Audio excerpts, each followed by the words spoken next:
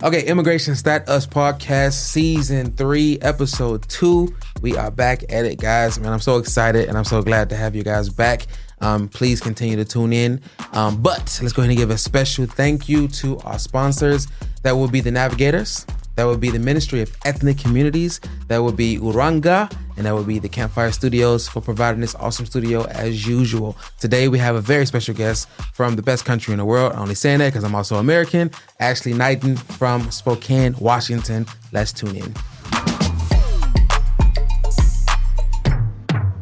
Switch it up now. Ashley, welcome to the Immigration Stat Us Podcast. Glad to have you on. As you know, we actually sometimes touch on some touchy topics here. We will do that a little bit later. But right now, let's hear about how you ended up all the way in the land of the long white cloud. Yeah, my whole life previous to New Zealand, I never thought I would end up in New Zealand. Yeah. Never crossed my mind. But it was my husband who actually brought me over. Oh, okay. And so, yeah, we met in California at a Christian ministry school. And so we were there for a few years. And then he obviously had to come back to New Zealand and because the student visa was up. And we still kind of wanted to see, where things would go. Yeah. So I came over here on a working holiday visa for a year. And then just had to go back to the States and ended up being there for a whole nother year. Okay.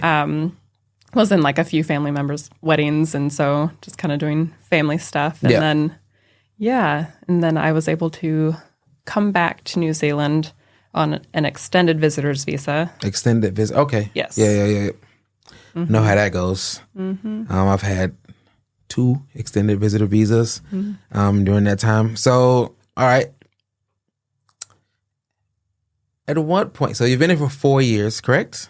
Yeah. But you on a working holiday visa for a year. So I guess we can say, 5 years. Total. 5 years total. At what point did you feel like, New Zealand was the one for you? I mean, I know you're in love with your man, but I also wanted to know, like, what point you fell in love with New Zealand? I think it took a bit longer for me because there was definitely a bit of culture shock, and not just due to New Zealand, but I come from a pretty big family. I'm the oldest of 7. Yeah. And then my husband, Wesley, is an only child. And so it was a very, I'd say difficult transition.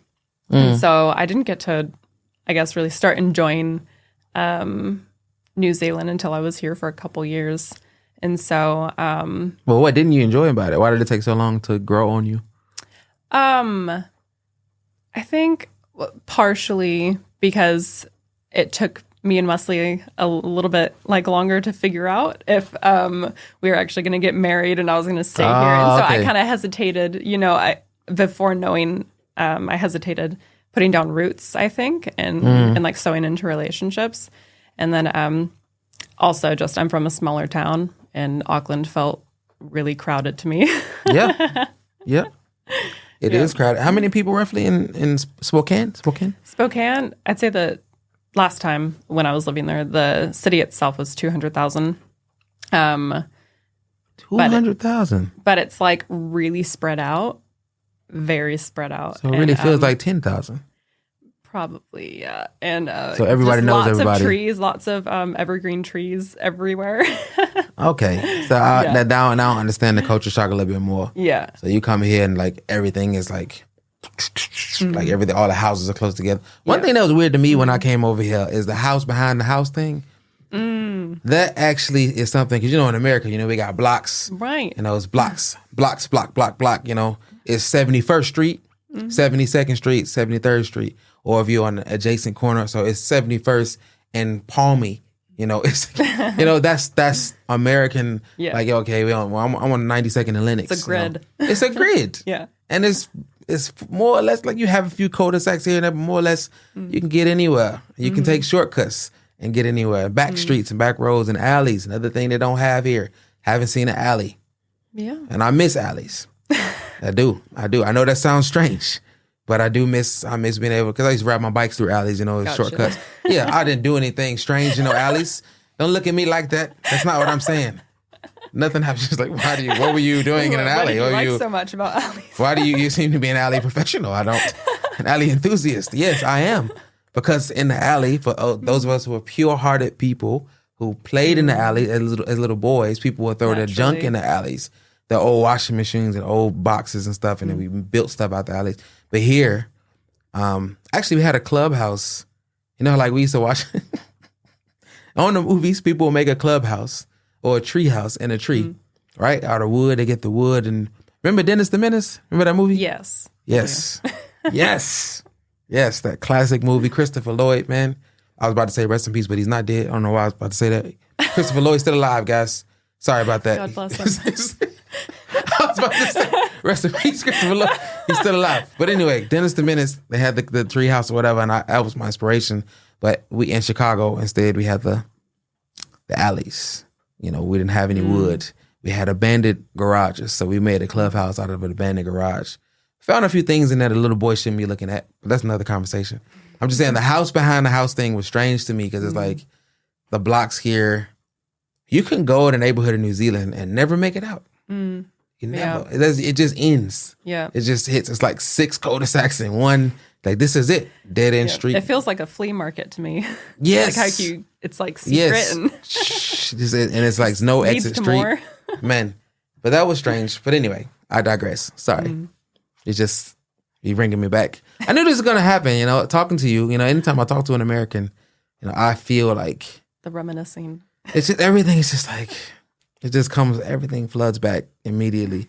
But anyway, okay, so you came here, but you fell in love in America. That is because he was going to, was it a ministry school? Yeah. That you were going to. And then, so it sounds like New Zealand did not sweep you off your feet.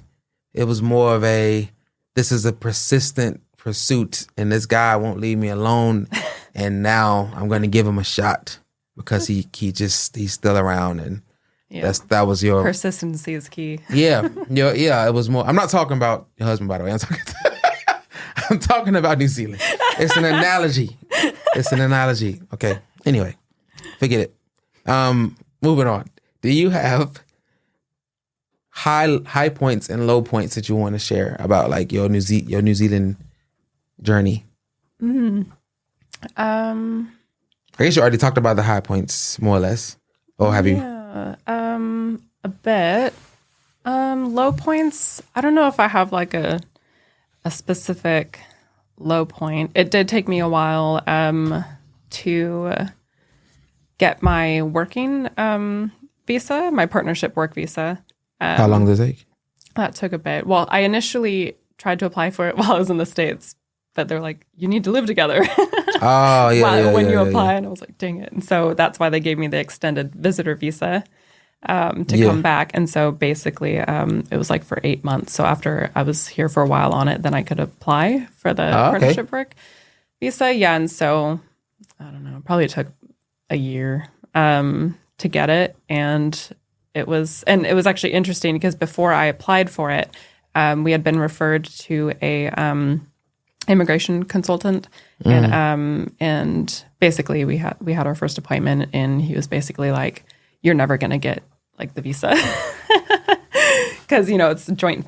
They really care about joint finances and whatnot, and we didn't actually have like any bills in our name because we were just staying at Wesley's parents since we had just kind of come back."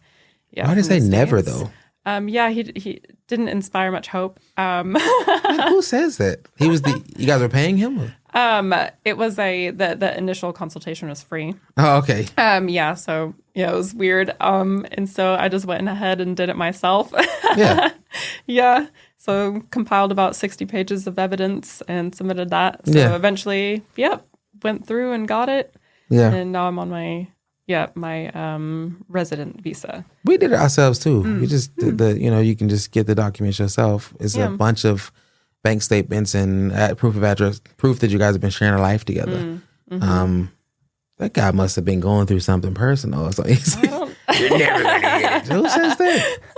But yeah, no, that's good. That's good. But that was like more of a low point, like just the struggle to get the visa. Yeah, just the stress, of even compiling the, the application together. Yeah, getting all, It is stressful. The medicals and x-rays, and I actually had most of that done in the States when I applied, and so... I can share a funny story with that if you want to hear it. Oh, do tell. So we were trying to do that, the whole visa process, but we were trying to get my wife into America. And it was like, not coming to New Zealand, but coming to America. And it's the same thing. You have to prove that you're in a relationship. So we had the documents, everything put together, and we had everything ready. And we had the final paper that the immigration, the U.S. Embassy wanted us to send. And my dad had to fill out something because we were going to be living in his house when the plane landed. So he had to fill out something, and he called me, and he's like, I don't know what this indicate number is. Does anybody know what the indicate number is? No, we can't find the indicate number. So flipping over papers, flipping over documents. Like we're trying to use highlighters to go over the old paperwork.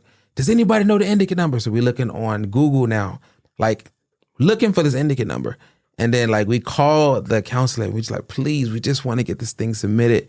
We really want to come over. We're a couple. We're married. And then the lady on the phone, she's like, it just says indicate number. It's not an indicate number. It just says indicates the amount of people that are going to be on the flight. And then we were like, oh. You see what stress does? Trick question. Stress makes you lose your intellect. I'm telling you. Because we're like, honestly, that's what anxiety does. Like, it's been proven. We literally were like, because it said indicate. And we were like, what is the indicate number?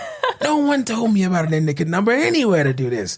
Yeah, so it's just, when you're applying for a visa, it's really, really stressful. I know. Do you have any favorite, like, Kiwi destinations, tourism-wise? Let's see. The furthest south I've been so far is Ohakune. Ohakune? Yeah. We went there, went snowboarding. It almost felt like an American winter. So that was kind of cool. Is that near Christchurch or further down? No, it's only like 5 hours south of us. Okay. Yeah, so I haven't been too far. I never heard of it. No, I never heard of it. That's why I was asking. No, that's cool. Like so you like snowboarding, like the yes, a little bit of an It's very expensive here. X Games type. Yeah. Okay, not too extreme. That's one thing I honestly have never done before. Oh wow. I used to be into it, but yeah, just the heights and the speed thing. It's just like, okay, I'm going fast down a slope. I don't know. I don't know if that's for me. I'm top heavy. And so my body shaped like a Dorito. So it's not really like ideal for people like me to get on top something high and go fast down. But no, I'm glad that you enjoy it. Yeah. And I'll come support you if you're going to be at an event, snowboarding or something. But yeah, I don't know if it's for me. But okay. So now as an American, I got to ask, like, is there anything that's strictly Kiwi that you just think is funny or strange, or you just can't get your head wrapped around? I ask everybody this question and the responses vary, but there is one answer that is still number one popular answer. I want to see if you're going to say it. Oh my gosh. There's so many. What's the number one thing? What's the Kiwi thing? Maybe in the beginning stages when you came over to something you just couldn't wrap your head around. Yeah. I would say at the very beginning, everyone's saying sweet as or just adding as to the sweet ends as of things. And I was like, say what? That is big. What are you saying? Okay. No, I thought you were going to say the number one. That's probably number two. That's probably number two response. The number one response is the no shoes. Walking into public places with no shoes. People say that. Oh, yeah. Yeah. People say that like a lot. Like, but yeah, you didn't say it. But it's all good. Yeah. So if you had somebody that you know who are going to be, migrating to New Zealand, what would you say to them? Like, is there any tips and tricks, immigration hacks, especially with the processing the visas, or are they falling in love with people here? What do you have anything you would tell them to do?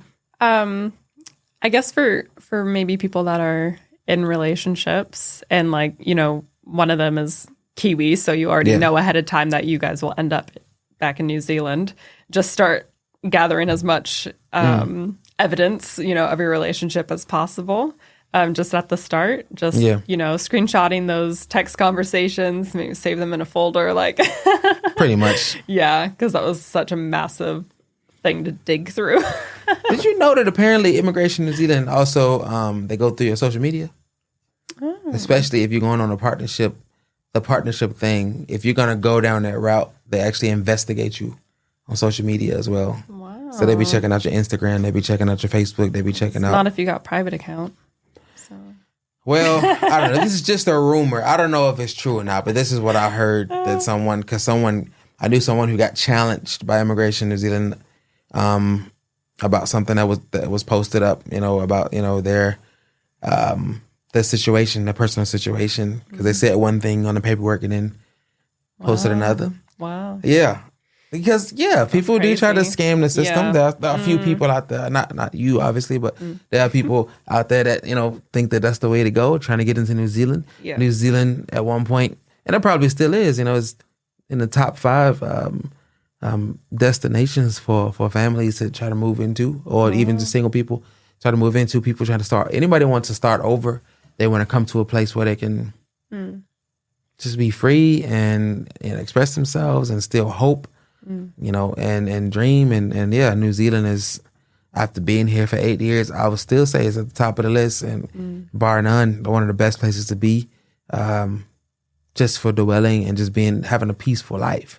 It's very hard to replace that. Money can't buy that. So people are flocking in. I'm in recruitment, so I know that there's constantly new international applicants. So Wow.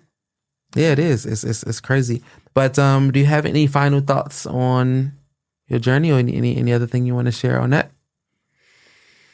No, I mean, I guess a couple months now, me and Wesley, a couple months ago, went back to the States for our first visit in 3 years. What was that like? It was good. It was really good. It was jam packed. But by the end of it, we were both like, okay, we're ready to go home. And so it kind of solidified it for me as, I have really made New Zealand my home. Wow. And, we've really created a good life here for ourselves. And so I'm happy to stay. I have no intention of moving back to the States. I'm sorry. I'm just trying to emotionally process what you just said. Because it's a lot you said there. Because it's like to go back home. Well, it's not home. Like you basically are saying, I guess I'm curious, at what point did it feel like that when you guys were there and you knew that, New Zealand's actually my home. I'm a Kiwi now. Was it something that happened? Was it like a switch moment where you and Wes decided, actually we're done. We're done with this trip. We're going back. Yeah. I think it was just, we were only there for 2.5 weeks. So it was definitely towards the end of the last week, partially because, you're so tired. Oh, okay. But no, just seeing how life is done there. We're like, no, we got it good in New Zealand. What do you mean? Like the speed, just the pace, or? I guess just the quality of life. Yeah. Even though, cost of living is, pretty high here. It's going up kind of everywhere in the States now anyways. Yeah. And so I'd say a big one, a big bonus, living in New Zealand is the public health. Yeah. Yeah. Public health system is good. I give them that. As opposed to being in the States where you literally got to pay for every cough. Yeah. You pay out of your pocket for everything. Yeah. And I get it. It's such a hot topic over there. But look, I appreciate your story, Ashley. It's been really inspiring to hear that you have decided to make New Zealand home, and that is a very, very powerful statement, and it's a very strong thing to say. For us patriotic, red and white and blue, Americans, America, yeah. Okay, all good. Well, thank you for that, and we'll move on to the next segment. Great. Switch it up now. Okay, Ashley. So right now, we're going to do something that I'm entitling My Past in My Present. My past in my present. So my past and my present is just a quick focus on mental health. And, I've wanted to do a mental health episode probably for 2 seasons now, but we didn't get a chance to do it in the other seasons. And I think you're the perfect person to talk to about it. From, just the type of person you are and the quality of person that you are. We've had minimal interactions, but I don't really need to have that many interactions with someone that I can tell is definitely potent and just full of quality and a solid individual. So yeah, you got a beautiful spirit. And as I was telling you off camera, this is a sensitive subject for me, but I think we need to discuss it. So we want to dive into childhood trauma, so chronic trauma, a little bit of the scars that we, have received over time and how they still haunt us today. So anytime I talk about scars, or anytime I've ever spoken about scars, I talk about how, there's different levels of scars, the different types of scars. You got the scars that are they're ugly. You think they're ugly and you try to hide them. You don't want people to see them. But when you have the little scars as well that really can't be seen, but they're still there. But it's like all scars have the same kind of nature about them, which is a scar is something that shows that healing is in process. Let me correct that. A scar is something that shows that healing is finished. But if you press in on a scar with too much pressure, then it hurts again. And I think that may be something called trigger, being triggered. And triggers are weird because it's like when we talk about triggers, it's like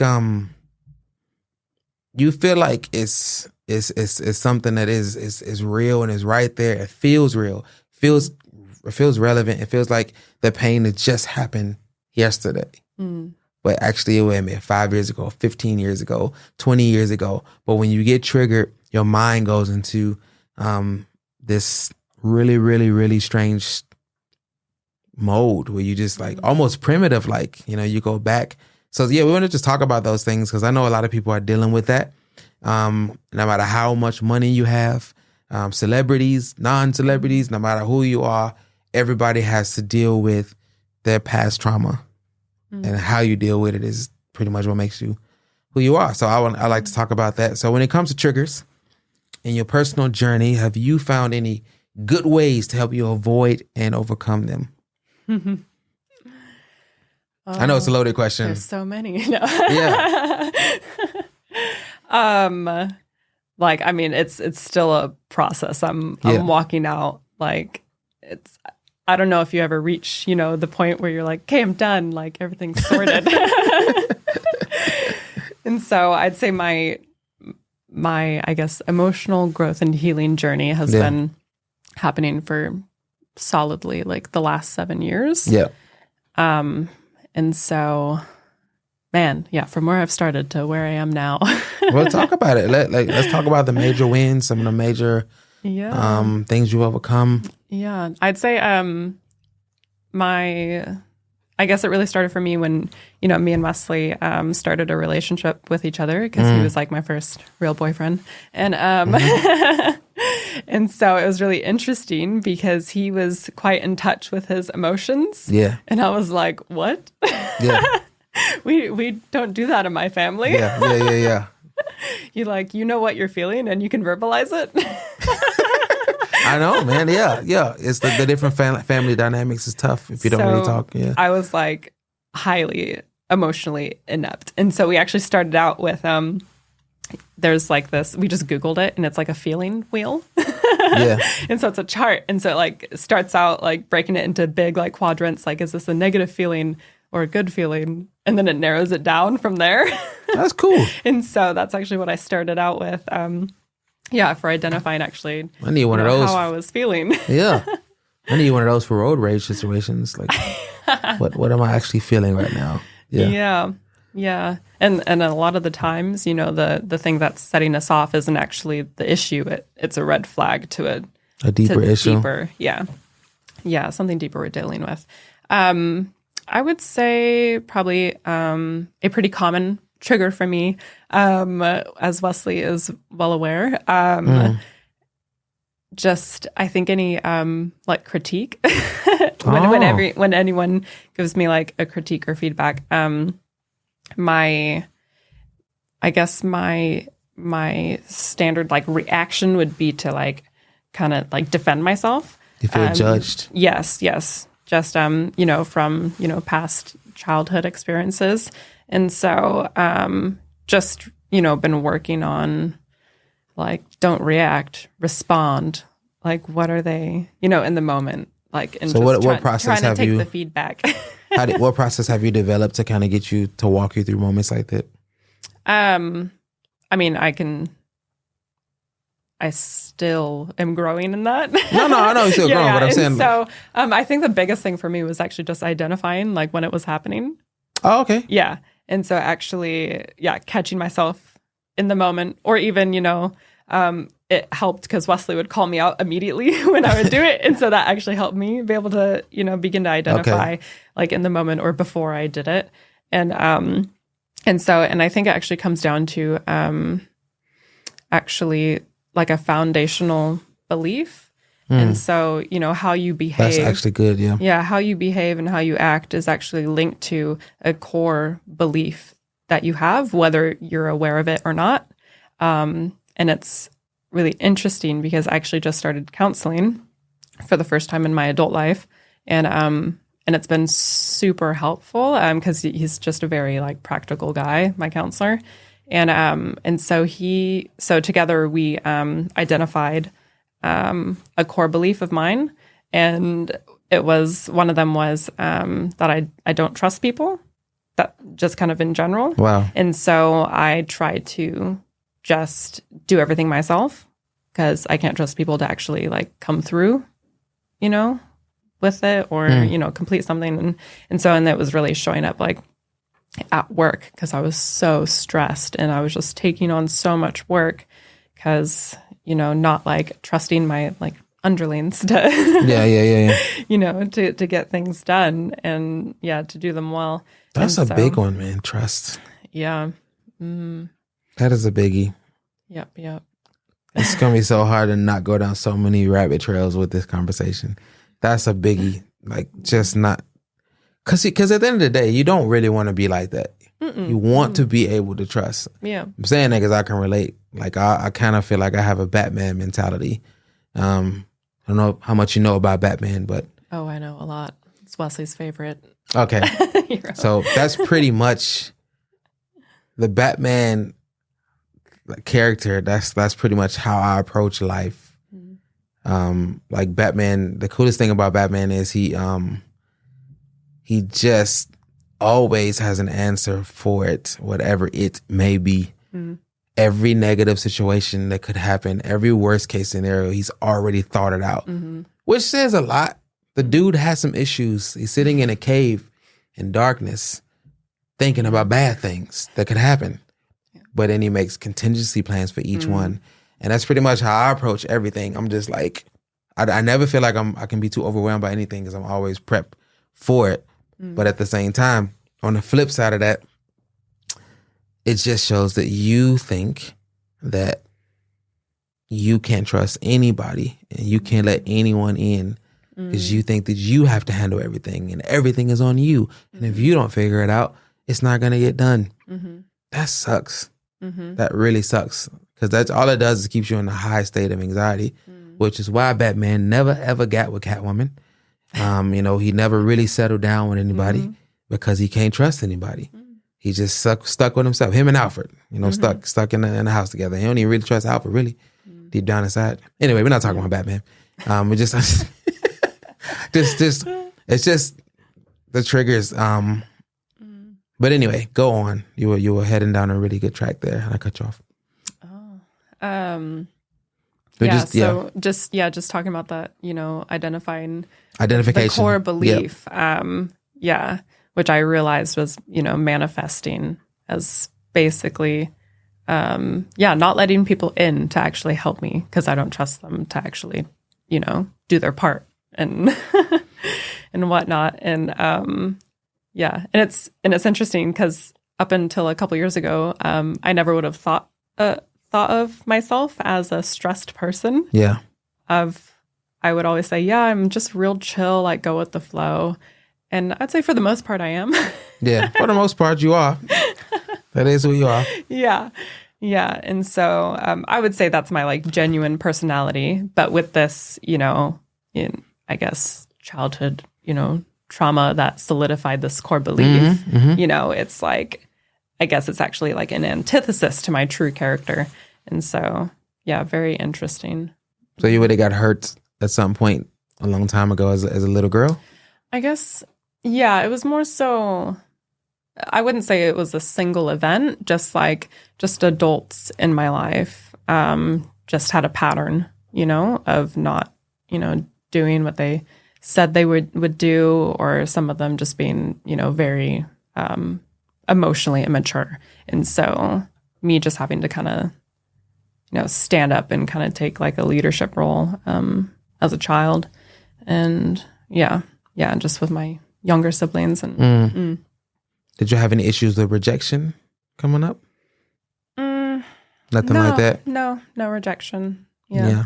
Just processing other things, and not feeling valued is a big one. Like when you have someone that you value and you uphold, and then they damage that trust. And I wish someone knew how to repair trust. That's the thing. Like I'm just going through that process myself. Like that's why I was interested to see what you were going to say. 'Cause I'm still lost on that. Like it's just like, especially when you go out with your whole heart and you're pure hearted. Like I like to consider myself a pretty genuine person. I wear my heart on my sleeve. Anybody who knows me know, like, if Myron doesn't like you, like, you're going to know Myron doesn't like you. If Myron likes you, you're going to know Myron likes you. Like, it's not really like can't figure that guy out. It's none of that with me. What you see is what you get, which is probably why I feel so comfortable on camera, because a camera is just a device. It's the same thing. Like, if I'm sitting in my room by myself, it's the exact same thing.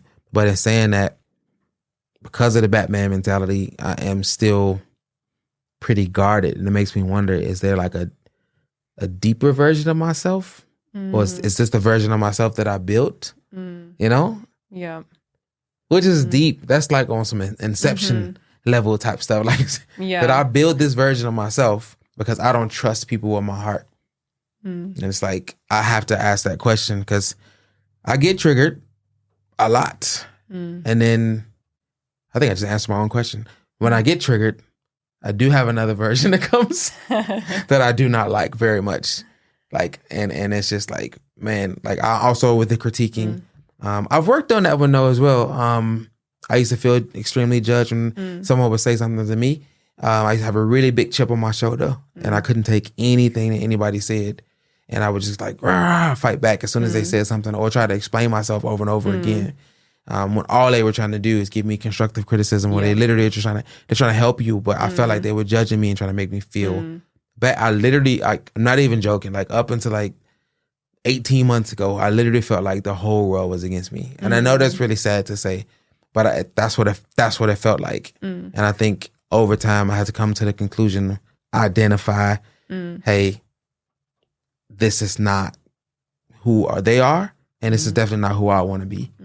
So I think you're right. It is a lot of, hey, like, just, is this who you want to be? Is this what you want to believe? Like you said, that core belief.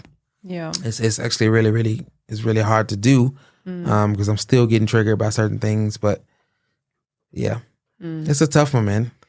It's really tough. So how have you managed to become who you are and not what you've been through? I always say, I always tell people, you're not what you've been through. You're not what you've been through. That's not what you can separate the two. Yeah. So, like, on your personal battles, like, how do you feel like you've kind of got along further in that regard to make up in your mind that you're not what you've been through? Yeah. I mean, for me personally, being a Christian, I would say 100% it was Jesus. Yeah.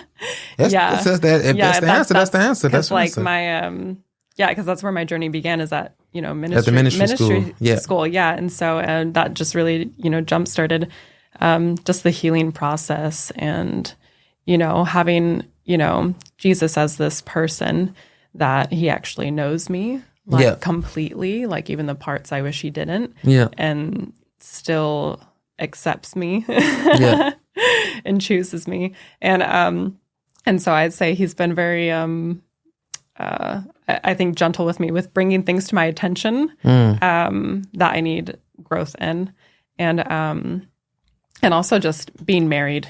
Being married, it's a mirror. You can't get away from like your flaws. 100%. Is they're totally magnified. I'm telling you. Let's not even go there. But and I really appreciate my husband. He's very patient with me. And he makes me like talk through things when my go-to is just to kind of like run and hide away and not talk. Yeah. No, 100%. Like I definitely would agree. I too am a Christian and believe that Jesus is the answer. We have our faith to lean back on, but for those people who wouldn't know what that means, we say Jesus is the answer, but not everybody understands what that means, or understands, even if they wanted to understand what that means, they wouldn't even know how to, go and make that happen. So like, alternatively, another thing that I've noticed is, in trying to not overcome, these triggers and not become what you've been through, is pretty much surrounding yourself with positive people. Just that little change. Because what I've also realized is negativity, even as a Christian, if you become a Christian and then surround yourself with negative people, you still more or less are going to be in the same boat. You need to be around people who actually believe hope is real and actually want to move forward. So I know Christian and non-Christian people who are positive people. And when I say positive people, they are intentional people. So that's the difference. So it's people who think intentionally, they speak intentionally, they don't waste their thoughts and they don't waste their words. And it's around it. What did they say? You are the sum of the 5 people you spend most of your time with. That is so true. Yeah, that is so true. Because when you start hanging around people who always expect the worst to happen, or always looking for the worst case scenario, you kind of unintentionally start thinking that way. Like you're prone to be more fearful. You're prone to be more anxious because these people think that way. But when you're around people who are intentional about their thoughts, they're choosing to be powerful people, you kind of start to, because they won't let you stay that way. Like you can't, they're not going to force you to change, but it's just that your conversation is incompatible if you're not talking to people who actually are moving in life. So that's a big one. I actually put a healthy challenge out there right now to all the listeners. Like if you have somebody, if you're struggling with this stuff, mentally dealing with your past, or feeling like you just can't get past your past, maybe time to switch your circle up, It may be time. I mean, would you agree, Ashley? Yeah, 100%. I would say just from experience, when you do start to experience, small levels of growth, that when you're still around the same people, they see you as the old you. Exactly. And treat you as the old you. And it's very hard to hold that ground that you've gained. Yeah. It's very hard, especially if you've actually made strides to make changes and go in the right direction. And all they want to talk about is the old times. Hey, remember we used to smoke all night? Remember we used to do this, and you remember this and this and that? Or they want to hold you to stuff you did wrong. That is, that's such a hard, that's another personal trigger. If you've done all this work on yourself, you're going to counseling, me, myself, I'm in therapy right now. You've done all these different things, whatever it is, anger management. And then you have people who've known you for a long time and they have the audacity to just keep bringing up that stuff that worst version of you. 2 things happen. You have to, first of all, check your belief again. You have to believe what they're saying, or you have to believe what you want to say about yourself. Because that pain is real. Because then you're like, oh, actually, they're right. I was a loser just 6 weeks ago. I couldn't have changed that quickly. You start to go down this pattern. And I always tell people, it's no voice that you believe more than your own voice. So the minute you partner with negative thoughts, it's kind of hard to get that train of thought back into the right direction. But the second thing that happens is you have to start over. Like the minute someone, I don't know about you, but the minute someone confronts me in that way, and they bring up like an old part of myself that I'm ashamed of already, now I have to start over and rebuild that confidence. And it really, really, really sucks. It sucks. It sucks. No matter how, and then when the positive people come back around you and they try to build you up, it's too late because you already have bought into the reality that you're not good enough. Or actually you are. And it's crazy, man. It's just like, it's so hard to deal with. So on to get, that's a perfect segue into relationships and how it affects our relationships. That was the third question. Do you feel like at this point in your journey, you feel like you have healthy relationships, not just with your husband, but just in general, family, do you feel like that general self-imagery has changed in a positive way enough so that you actually have really healthy relationships now? Yeah, I would say my relationships have definitely improved, just along with my personal growth. Yeah. That I've had. And just because you kind of, who you are now, like I know who I am now.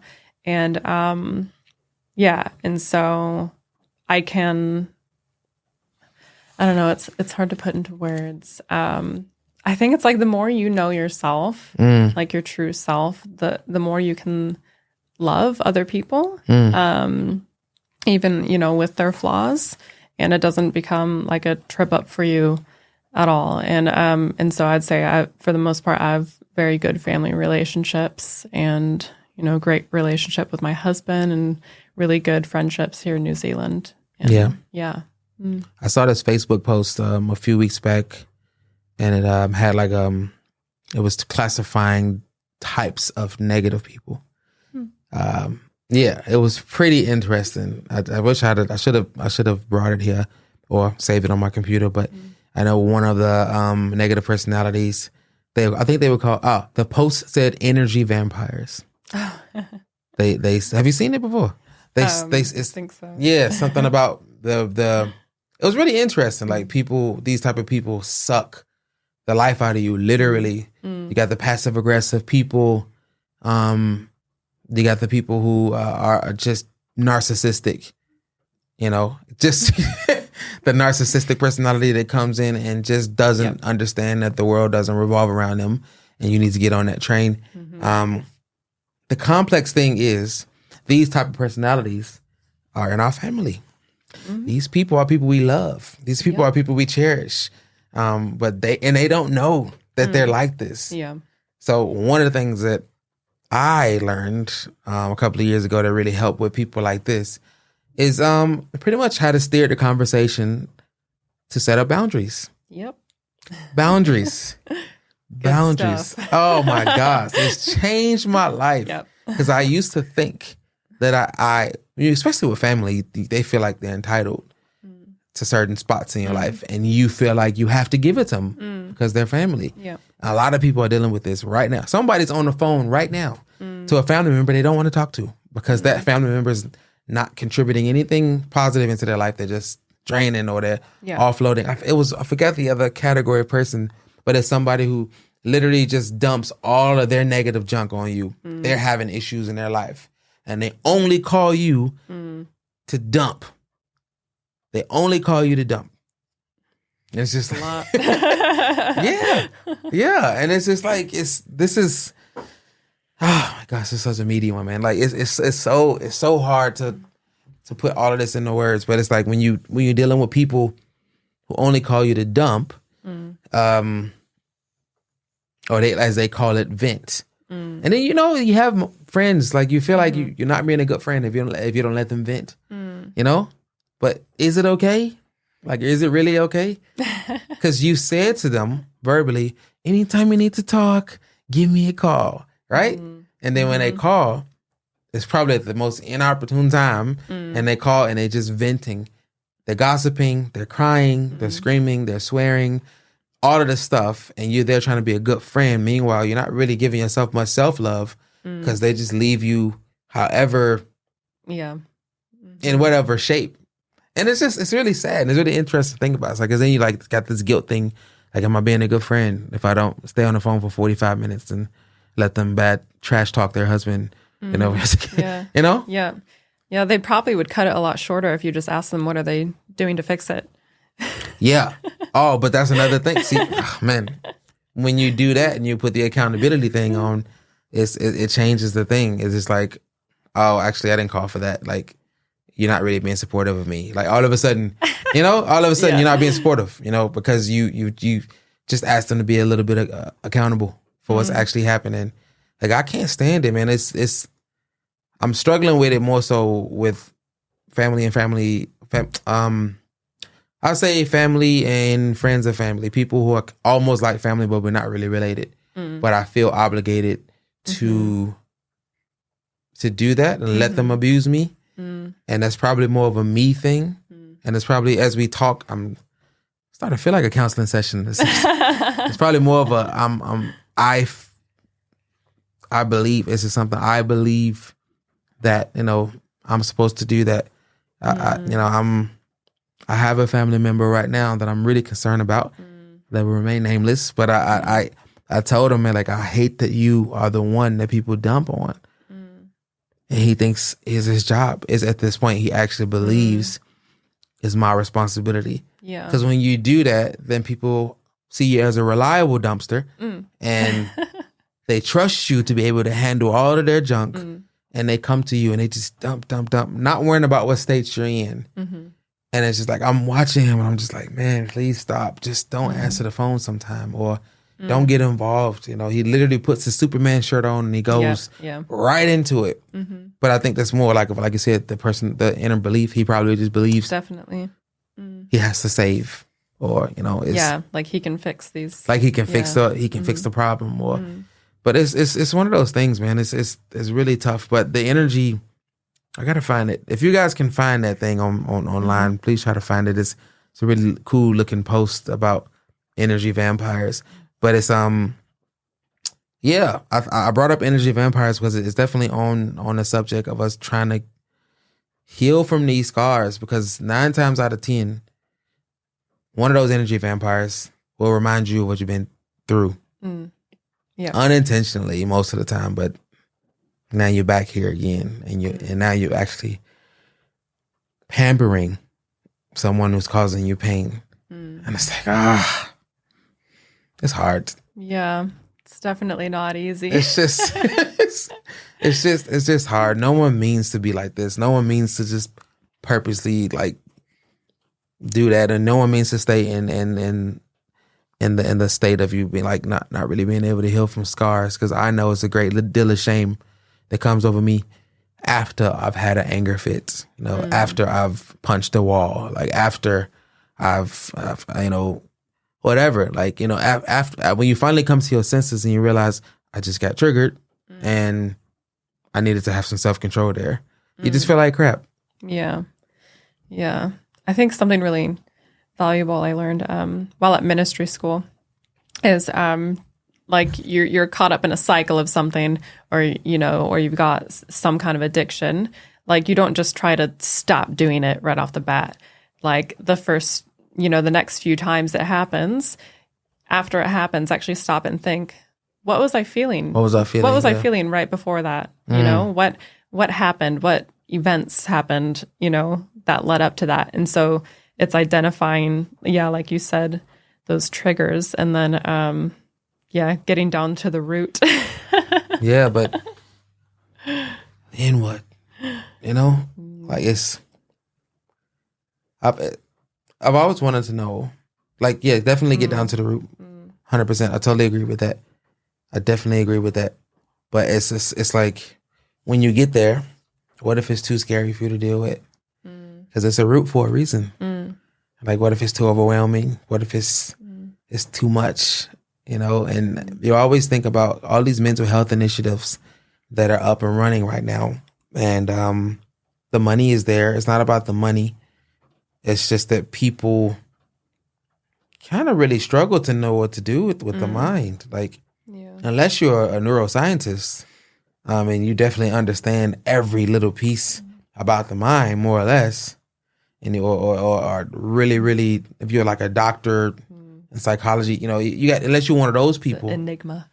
It is an enigma. It really is, and I think a lot more time should be spent on it, which is why I'm trying my best to do what I can in my circle, to kind of help people understand, mental health and get better with mental health, and just get rid of the stigma around mental health, because it's pretty sad. I saw a post on Instagram, and it was a girl at a birthday party, and she was dancing, and she was singing, and they were doing karaoke, and the caption said, "This is my sister, 24 hours before she killed herself."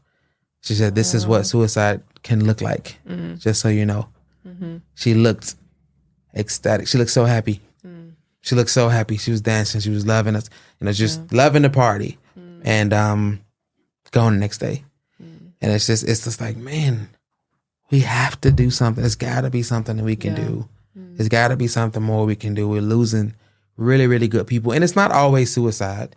It's definitely not. I think suicide is part of the worst case scenario, but it's not always suicide. Sometimes it's just living in a constant state of chronic fear, or, and I've seen cases of that as well, where people just can't get out the house. They can't get out their porch. They can't get out the car. They don't drive, or they just don't. They don't drive. They had an accident years ago, and they don't drive anymore. It's just like this is really, really heartbreaking. So big passion of mine, and that's why I wanted to have this conversation, talk about getting over these scars and these triggers, and I think we can probably do a part 2 on this.